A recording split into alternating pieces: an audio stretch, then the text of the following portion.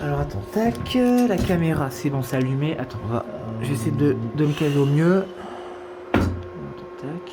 Qu'est-ce que tu veux que j'arrive à expliquer quelque chose que je comprends même pas moi-même? Parce que si je fais ça, Attends, comme ça. Non, ça va. c'est rien. Là. Ça bouge. Ça bouge. Oh putain, il y a de la lumière. Oh, c'est bon.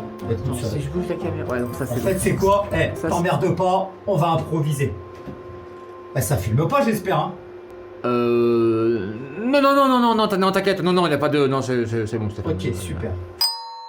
Bonjour et bienvenue cette semaine pour ce tout nouveau tuto. Souvenez-vous, la semaine dernière, nous commencions notre série sur le DMX. Maintenant que vous savez brancher votre matériel électriquement et créer votre chaînage DMX, eh ben nous allons piloter.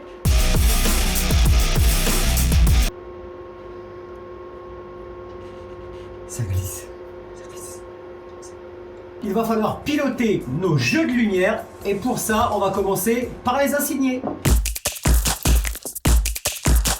L'adressage DMX n'est pas très compliqué, il suffit juste de faire attention et d'être assez logique. Pour vous simplifier les choses, on va diviser cette étape en 3 parties. Comme vous le savez, votre jeu de lumière a plein d'effets différents à l'intérieur. Et chaque effet est divisé en canaux. Je m'explique. Le mouvement de droite à gauche, par exemple, qu'on va appeler le panoramique, le pan, sera sur un canal. Le haut en bas, ce qu'on va appeler le tilt, est sur un deuxième canal. Et en fait, sur une lyre comme ça, on peut aller jusqu'à, généralement, 16 canaux. Et tous ces canaux peuvent être pilotés indépendamment avec le contrôleur. C'est bon, tu l'as là? Attends, encore un peu, peut-être là. Attends. Hop. Ok. C'est bon ou pas là? C'est bien? On le voit bien ou pas? C'est bon, jingle.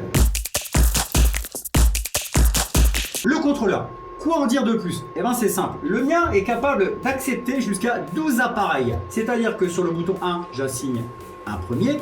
Sur le deuxième, un deuxième. Sur le troisième, un troisième. Sur le quatrième, un quatrième. Et etc. comme ça jusqu'à 12.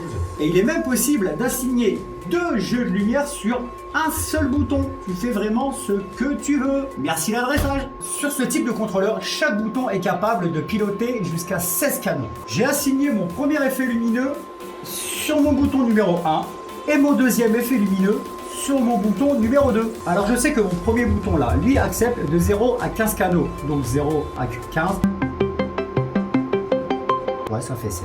Mon deuxième effet lumineux que j'ai voulu mettre sur mon bouton numéro 2, lui commence à partir de 16. Parce que mon premier de 0 à 15, donc le deuxième bouton commencera à 16. Donc après on fait 16 plus 16, 32. Donc si j'en ai un troisième, et ben mon troisième commencera sur le 33.